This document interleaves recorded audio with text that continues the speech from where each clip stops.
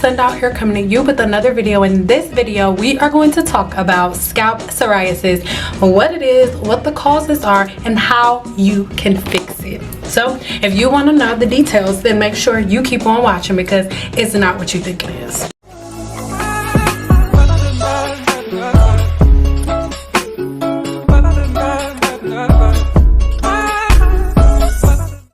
Before we get started, make sure you go ahead and subscribe here to my channel and then click on that bell notification so you're notified every single time I post another video. All of my videos are linked to each other. Once you learn the science of the human body, it is so easy for you to cure different things that are taking place in the body. And today we are going to talk about skin cell turnover and scalp psoriasis, because I will have you know that this form of scalp psoriasis is literally caused by skin cell turnover. Scalp psoriasis is a condition that happens to the body when your skin cell turnover cycle is thrown off balance. At any point in time, about 3% of the world has scalp psoriasis at one point in time. Where does it come from? I will have you know that psoriasis is hereditary. Most of the time it pops up in your life when you're a little kid, or it'll pop up right after a urinary tract infection.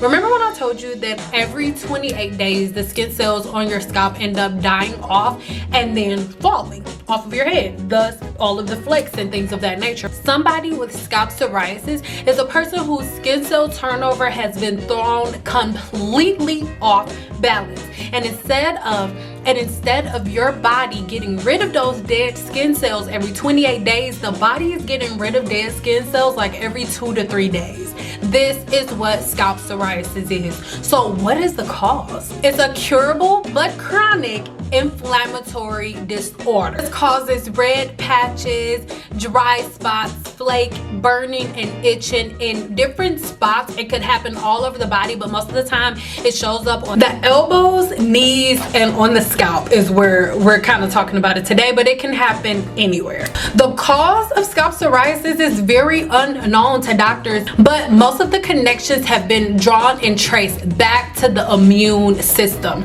right? Like I said, it's hereditary, and remember, all of these studies are pointing directly at the immune system when it comes to scalp psoriasis and its cause. But another thing, a couple of other things that go into scalp psoriasis and the way that it shows up in the body are as follows here on the screen, right? So these are a couple of different causes, but for the most part, all of the trackers are found within the immune system. So when you go deep within and you look at the trackers that scientists have found, you can go ahead and look up those studies yourself, but all of the trackers, all of the genes that they trace were all pointing to the immune system. If you were to walk into a doctor's office, it would be pretty easy for them to go ahead and diagnose you with scalp psoriasis, because symptoms are very easy to spot, and then it's very easy for them to do a test to see if that is what you have. All they would do is take a biopsy, test the skin cells that have fallen off to see what level of skin cell turnover your hair is at, and once they get the test result, then they can tell you which level of scalp psoriasis you may have. There are 5 different levels of scalp psoriasis.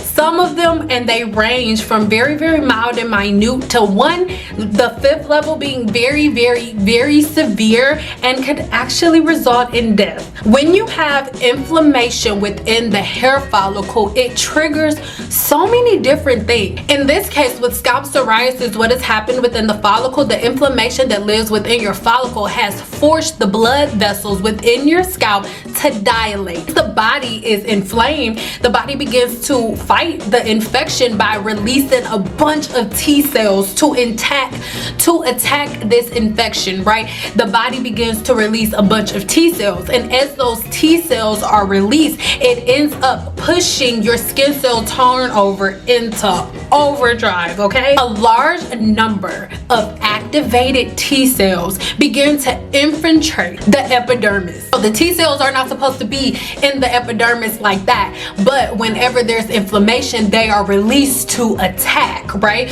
So those T cells begin to attack and are released into the epidermis, and as those T cells are released into the epidermis, then the body goes into skin cell turnover overdrive. So instead of your body releasing those dead skin cells every 28 days, your body is releasing those skin cells every 2 to 3 days, and as a result, your body cannot keep up with that. So that's why you have the redness and the itching and the burn, and the redness and the itching is coming from those T cells activating and pushing out, and then all of those flakes are coming from your skin cell turnover cycle being too active. That's it. So then you have a buildup of dead skin on the scalp because your skin cell turnover cycle has been pushed into overdrive because of the inflammation within the scalp. It is as simple as that. So inflammation blocking the scalp, greasing the scalp, blocking the follicle causes so much damage, you guys. It's not something that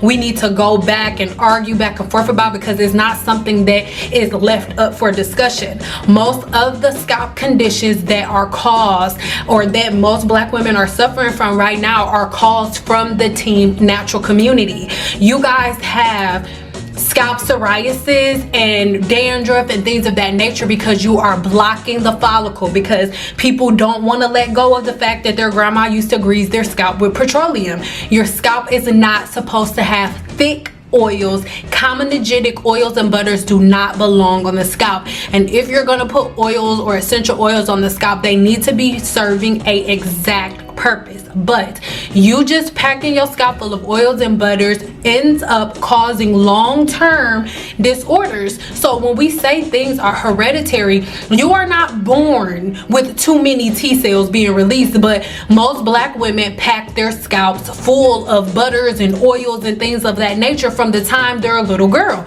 Y'all said yourself, my mama been greasing my scalp for years, my auntie been greasing my scalp for years. It happens as a child.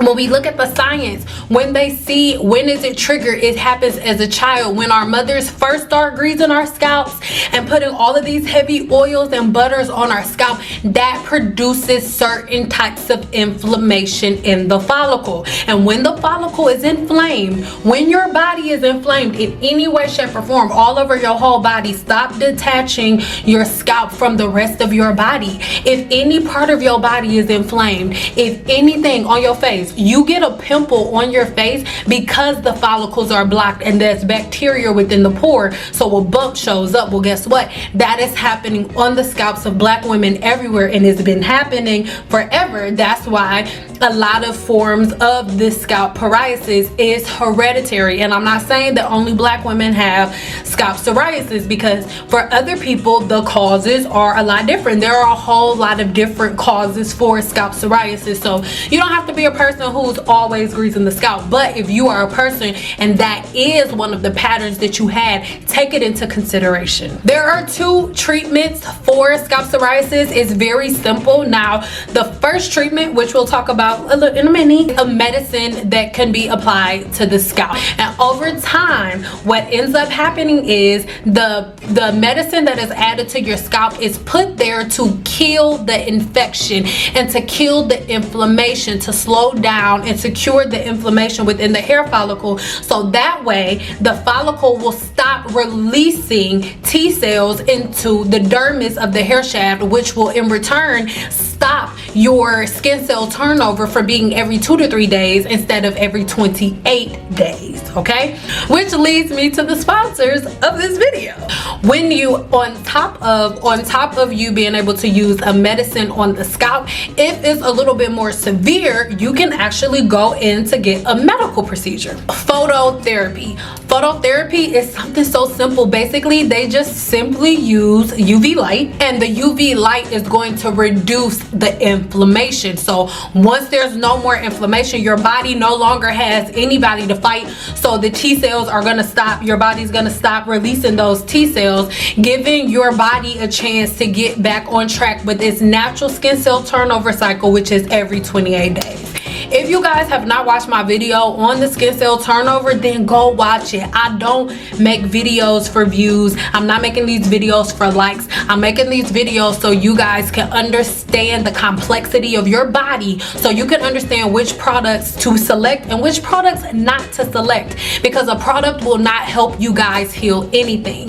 The reason that so many black women have these same disorders, so many black women have seborrheic dermatitis, dandruff, and scalp psoriasis, and a lot of them are hereditary, but it's not hereditary. The reason all hereditary means is that there are patterns and genomes that you see within the generation, within the bloodline. What does that mean? That means that there are certain practices that people have had over and over and over again, and these certain practices that you guys keep repeating are leading to the same types of disorders.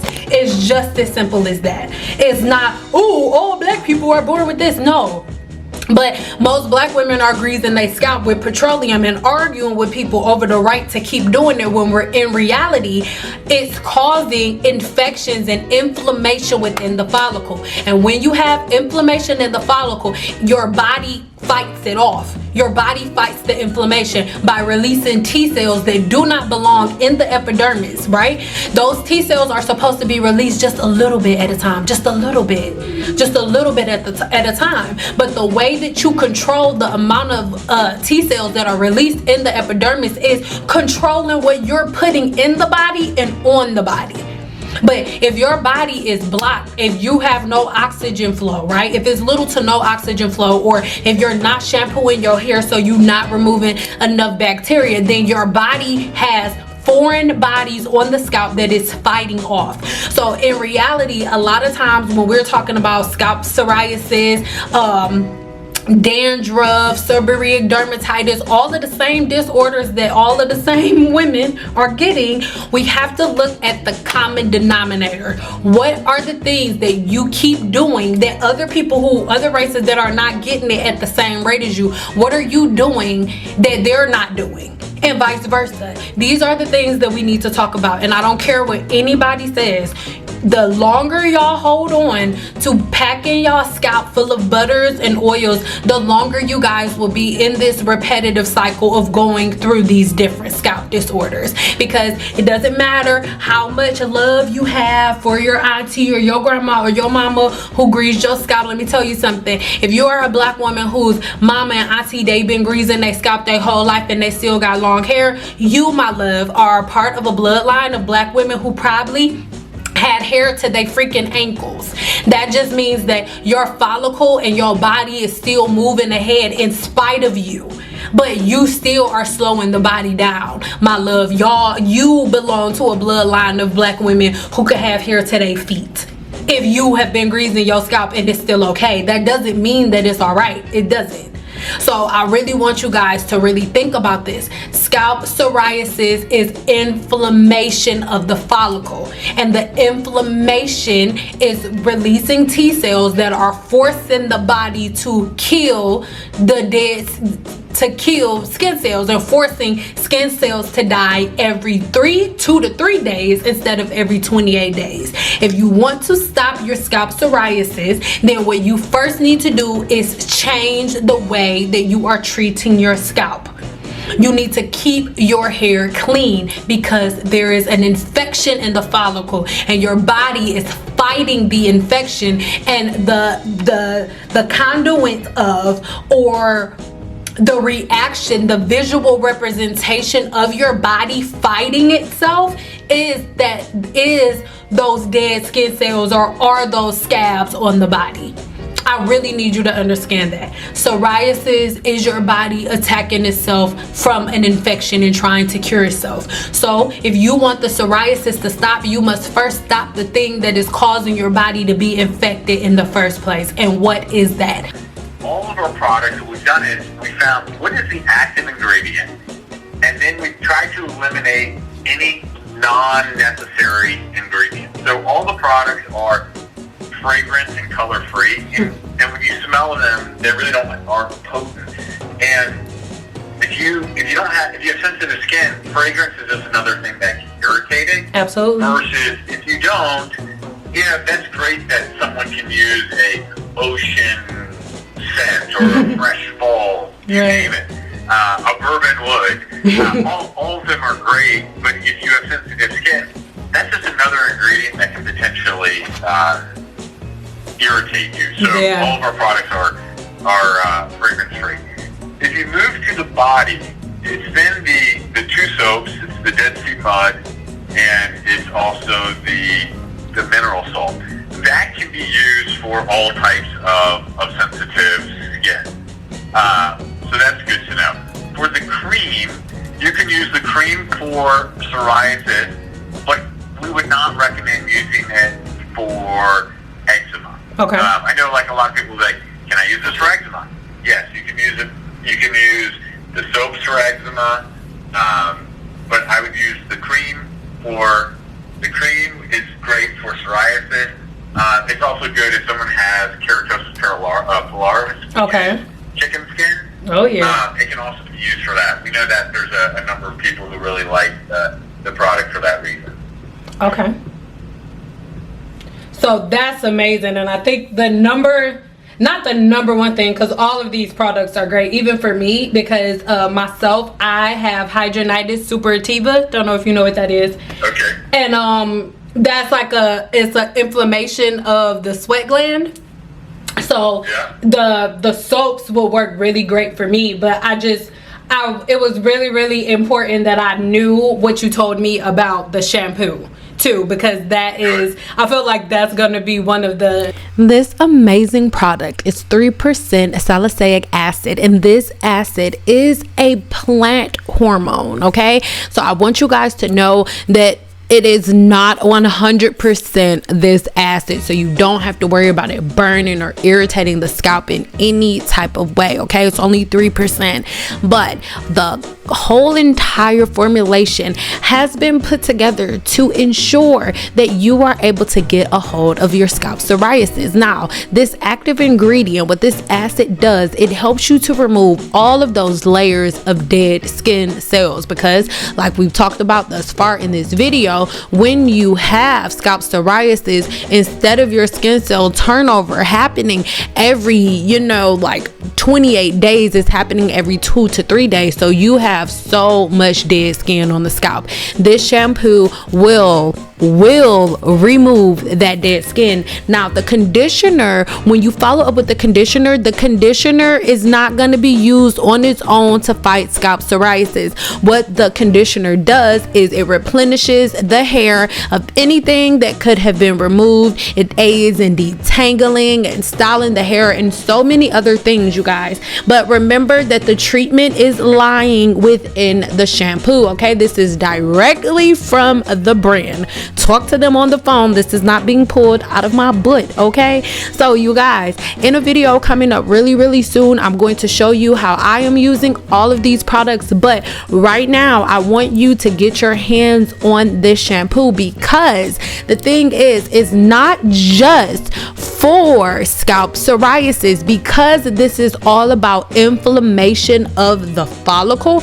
This shampoo and this form of acid is used by dermatologists to treat different skin inflammation and dead skin removal of the scalp, right? So if you have dandruff, or if you are a person dealing with seborrheic dermatitis, this shampoo is also amazing for you. Remember, seborrheic dermatitis is an infection of the hair's follicle, right? And an overproduction of sebum, and dandruff is around the same exact thing. For more detailed information on these different scalp disorders, make sure you check the video linked in the description box below. But you guys, if you have not done so already, make sure you check the link in the description box so you can get your hands on some of these amazing products, you guys. And then if you need a little bit more information, head over to my blog, link in the description box below, to learn a little bit more and